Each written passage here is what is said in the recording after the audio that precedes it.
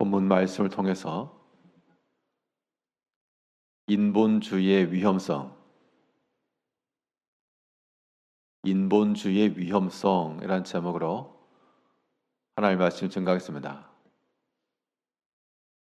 인본주의라고 하는 말은 사람의 생각과 그 바탕으로 행하는 것을 의미하는데, 사람의 생각이라고 하는 것이 우리가 세상을 살아가면서 필요한 지혜들입니다. 그래서 하나님을 믿지 않고 하나님을 알지 않는 상태에서 인본주의라고 하는 것은 최고의 선택과 지혜가 될 겁니다. 그런데 우리는 이 땅 가운데서 하나님을 섬기며 살아가는 자들이므로 사람의 생각과 그러한 인본주의적 요소들은 우리가 항상 주의하고 경계해야 됩니다. 왜냐하면 그 인본주의라고 하는 사람의 지혜 속에 담긴 위험성이 있기 때문인데, 그러면 이 인본주의 속에 포함된 위험성, 어떠한 위험들이 내포되어 있는가? 오늘 본문 말씀을 통해 살펴보게 되면, 먼저 인본주의라고 하는 것은 하나님을 의지하는 마음을 약화시키는 위험성이 있습니다. 사람의 경험과 생각과 지식이 일이 잘 될 것처럼 여겨도 그러한 사람의 생각이라고 하는 것이 결국 하나님 의지하는 마음을 약화시키기 때문에 결국에는 손해가 되는 겁니다.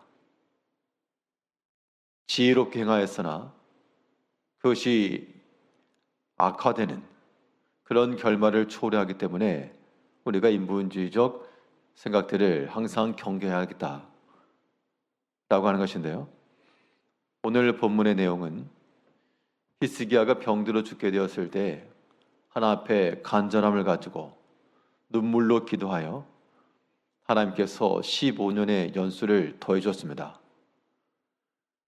하나님께서 이러한 연수를 더해 주신 것은 그 남은 15년 동안 범죄하고 악하게 살라고가 아니라 그 더해 주신 연수만큼 더욱 하나님을 경외하며 섬기며 믿음 가운데 거하기를 기대하셨을 것인데, 히스기야의 삶 속에서 한 가지 이 잘못된 모습들이 나왔습니다. 히스기야가 병들었다함을 듣고 바벨론에서 사신을 보냈는데, 히스기야가 그 사람들에게 하나님보다 더 크게 의지하는 면을 지금 나타내 보인 겁니다. 본문 12절에서 그때의 발라단의 아들 바벨론의 왕 보로닥 발라단이 히스기야가 병들었다함을 듣고 편지와 예물을 그에게 보낸지라.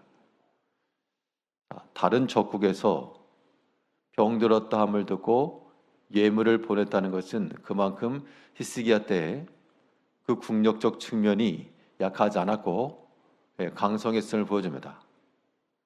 그런데 이때 히스기야의 반응이 무엇인가 하면 이 바벨론에서 온 사람들에게 모든 걸 다 보여주었다 그랬는데, 13절에서 히스기야가 사자들의 말을 듣고 자기 보물고의 금은과 향품과 보배로운 기름과 그의 군기고와 창고의 모든 것을 다 사자들에게 보였는데, 왕궁과 그의 나라 안에 있는 모든 것 중에서 히스기야가 그에게 보이지 아니하는 것이 없더라. 그럼 히스기야는 왜 모든 걸 보여주었을까? 사람이 자기가 가지고 있는 것을 함부로 다 공개를 하지 않습니다.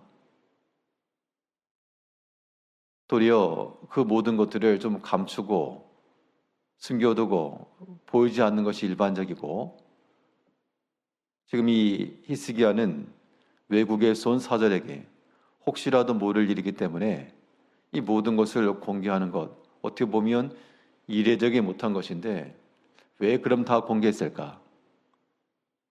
그 이유로 얼핏 생각해 볼 수 있는 게 바가 14절을 보면 선지자 이사야가 히스기야 왕에게 나와 그에게 이르되 이 사람들이 무슨 말을 하였으며 어디서부터 왕에게 왔나이까? 히스기야가 이르되 먼 지방 바벨론에서 왔나이다 하니, 힌트는 여기 있습니다. 이 사람들이 바벨론에서 왔다 그렇게 생각한 게 아니고 먼 지방이라, 이 말인즉슨 히스기야의 생각에 내가 이 모든 것들을 다 공개해도 이 사람들 먼 나라 사람들이고, 또 이 사람들이 올 때 어떤 말을 했는지 나오지 않았지만 그 사자들의 말을 듣고 공개했다라고 하는 것은 이 동맹을 염두에 둔 게 분명합니다. 우리가 너희와 동맹을 맺자. 그 이유인즉슨 지금 이 이스라엘, 이 유다가 아수르로 인해서 심히 고통을 받았는데, 이 아수르가 쳐들어오는 것을 막기 위해서 그 뒤에 있는 바벨론과 지금 연합한 겁니다. 백제를 치려고 나당 연합군이 연합했던 것처럼 지금 이 바벨론을 하나의 수단으로 삼고 아수르의 침략과 침공을 대비하기 위해서 그들이 가지고 있었던 바를 자랑하며 우리와 동맹을 맺자 라고 하는 계산이 깔렸을 것이고, 또 이 모든 것들을 공개해도 이 바벨론은 먼 지방이라, 멀기 때문에 이 모든 것을 빼앗아갈 가능성이 없다, 이런 마음을 가지고 공개를 한 것이면, 히스기야는 하나님을 의지하는 마음보다 이 바벨론 사람들과의 동맹을 통해 아수르를 견제하고 위기에서부터 벗어나겠다라고 하는 하나님 없는 관점에서 보면 탁월한 지략이요, 외교술이나, 그러나 하나님을 믿지 못하고 하나님을 더욱 신뢰하지 못하고 다른 이방 나라의 그 군사력과 그 힘을 의지했다는 겁니다. 이것이 인본주의의 지혜로운 것에 포함되어 있는 위험성입니다. 우리가 하나님을 믿노라라고 말하지만 얼마나 세속적이고 얼마나 세상 기준을 따라 사는지 우리 자신을 봐도 금세 드러나고 말 것인데요, 믿지 않는 세상의 사람들로 말하면 그건 지혜가 맞습니다. 그러나 우리 하나님을 믿는 백성들은 하나님을 아는 지식과 하나님을 의지하는 마음이 더 우선해야 되므로 사람의 생각과 사람이 얻지 못할 것이라 이라고 하는 생각들은 우리가 모든 선택지에서 버리는 것이 지혜가 될 겁니다. 우리는 무엇보다 하나님을 가까이 하며, 성경에서는 그랬죠. 사람을 의지하지 말고 방백을 의지하지 말고 말에 힘이 있다 하여 그것을 이기는 것이 아니라 그랬습니다. 오직 하나님을 의지하는 마음을 크게 하여 하나님께만 의지하고, 이 히스기야가 병들어 죽게 되었을 때 오직 하나 낯을 벽으로 향하고 하나님만 의지했을 때 하나님께서 은총을 베풀어 줬는데, 지금은 그의 가지고 있는 왕궁의 온갖 금은들 그거 자랑하다 보니까 결국 어떻게 되었는가? 다 빼앗길 것이라 그랬습니다. 16절에서는 이사야가 히스기야에게 이르되 여호와의 말씀을 들으소서. 여호와의 말씀이 날이 이르리니 왕궁의 모든 것과 왕의 조상들이 오늘까지 쌓아두었던 모든 것이 바벨론으로 옮김받고 하나도 남지 아니할 것이오. 사람의 지혜를 따라 바벨론과 연합하고 아수르의 침공을 대비하고 그 마음으로 공개를 했지만, 하나님께서는 내가 하나님을 의지하지 못하고 사람을 의지하였으니 내가 자랑하던 모든 것들 먼 지방이라 생각해서 안전할 것이라고 생각했던 그곳으로 다 옮길 것이라. 하나님은 우리의 마음을 다하시고 우리 의지하던 것, 자랑하는 것 얼마든지 다 풀어버릴 수 있는 하나님이시라 라고 하는 것을 우리가 깨닫고 그 두려운 마음을 가지고 살아야 됩니다. 또 인본주의라고 하는 것이 어떤 위험성이 있는 거 아니? 이 우리의 미래적 영의 자산을 다 위험하게 만드는 겁니다. 지금 당장이 아니라 장차 있을 우리 영적인 모든 상황들을 안 좋게 만들 위험성이 있다라고 하는 것인데요.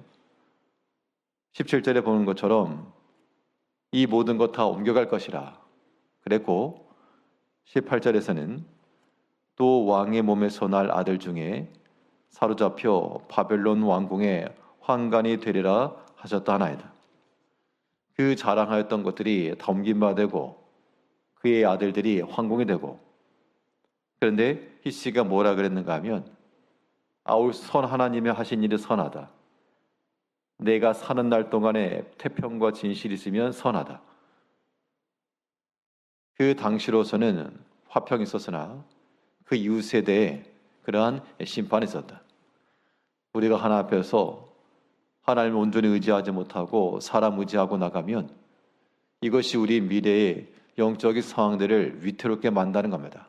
그러므로 이제 우리가 지혜 있는 자가 되어서 사람의 생각이 주는 모든 미혹들, 하나님 없이 안전하겠다라고 하는 생각들 다 버리고 오직 하나님만 의지하며 하나님의 주신 은혜 가운데 살아갈 수 있는 성도님들이 되시기를 바라겠습니다.